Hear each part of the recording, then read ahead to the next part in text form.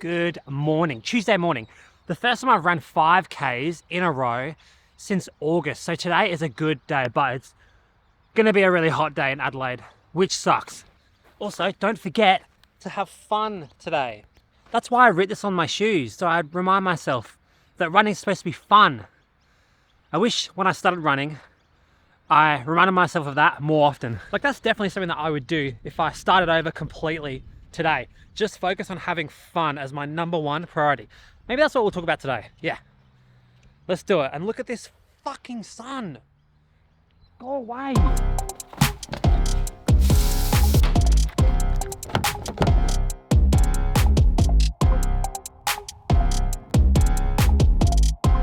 Man, if I could go back in time and tell myself to get shorts that are actually good fitting and don't have seams right where your legs rub together at the top of your thigh. If I could go back and tell myself that, I would have saved so much thigh chafing. Also, get some of this.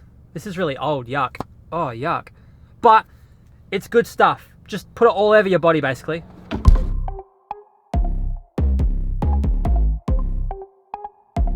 Now, one of the hardest things to get right when you start running is getting control of your heart rate and your effort when you start running consistently. Because even myself, when I take some time off and then I get back into running, my heart rate is out of control and my effort is out of control, and running just feels absolutely awful. So essentially what we have to do is find a little shortcut from uncontrolled running to nice controlled fun running. And the way that I did that, and the way that you should do that too, is by doing lots of easy cross training. Let's say, for example, that you start running and you're running 3 days a week, and then over a 6-week period, you build yourself up to a 5-day week, okay? Now, if you've never ran before, that 5-day week is gonna be really hard. And can this shut up?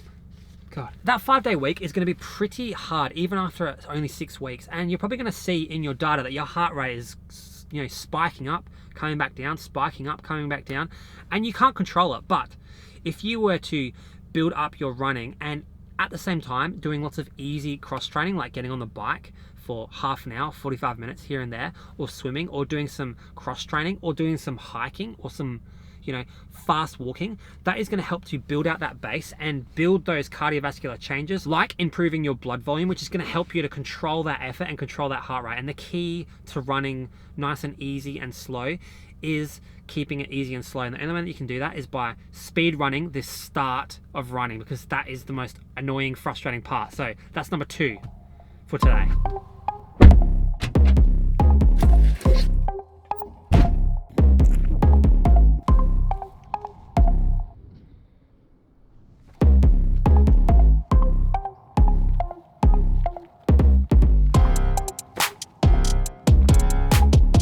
Now, if I were to start running all over again, I would do this one change to maximize my long run, because building a long run out when you first start running is pretty key to getting really fast really quickly. But the thing is, when you start to run really far, that sustained effort without any rest actually produces way more fatigue, and this results in you probably not being able to run as consistently as you were previously. Like, I've tested this out in the past where I've ran 22 kilometers from start to finish without any rests. And then the next week I've ran 22 kilometers with having rests every 10 minutes by having a drink break. And I find that my fatigue levels the next day are way less when having rest. That's because when you have rests, your body has time to clear that fatigue that starts to build up in your body, and it really helps in lengthening out that long run. So if you're finding that long runs are really, really hard for you, and building little bits of extra mileage every week onto that long run is just taking too much out of your body, add in some walking breaks every 5 minutes or 10 minutes or 20 minutes or half an hour, whatever it ends up being, that helps you to get more mileage in, because that is the key. That's why ultra runners do run, walk and stuff like that in their long runs, so that they can run as far as they can. I promise you that if you thought that 20 kilometers or 10 kilometers was really, really far for you, or even 8 kilometers or 5, if you add in run walks, it's gonna transform your running and you're gonna be able to run way faster for longer. Plus, the thing is, you don't win any prizes by having the longest long runs. It doesn't really matter. So unless you're training for like a marathon or like a half marathon, then maybe you need longer sustained efforts. But otherwise, just get out there, walk when you need to, and enjoy your long run, because they can be quite hard and taxing if you're crushing yourself every week. Okay, let it be known, I'm working hard when I ain't on the phone. Now, to understand this next one, we have to talk a little bit about lifetime mileage.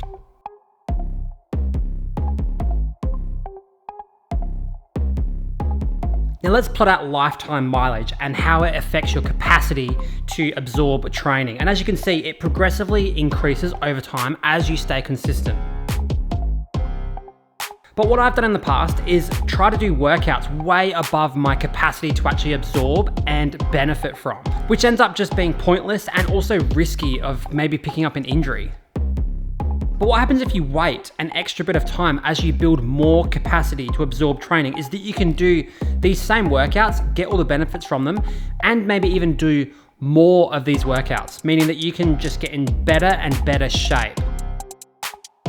Now, the best thing about running is that in 5 years' time, as long as you stay consistent, if you do half the amount of training that you do now, you'll get more benefit than right now because you've just built this capacity over time to just absorb training. And so what will happen is that you can do more and more, and the workouts that you can do can get more and more advanced, and everything just compounds over time. But if you do too much too early, it's a recipe for disaster. And I've been through this, trying to rush my own training and putting my ego in front of what I can actually do on that day, and it just does not end well. So all you have to do is just be consistent over time and just keep depositing those, investments into your own training, and eventually you'll be able to do these crazy workouts that you see people do on YouTube and things, and you'll be able to do crazy marathon times and everything. All you have to do is be consistent over time, check your ego, and just have fun. Absolutely epic. Now let me know in the comments below if there's anything else that I've missed that you would do if you could start your training all over again. I'll see you guys tomorrow.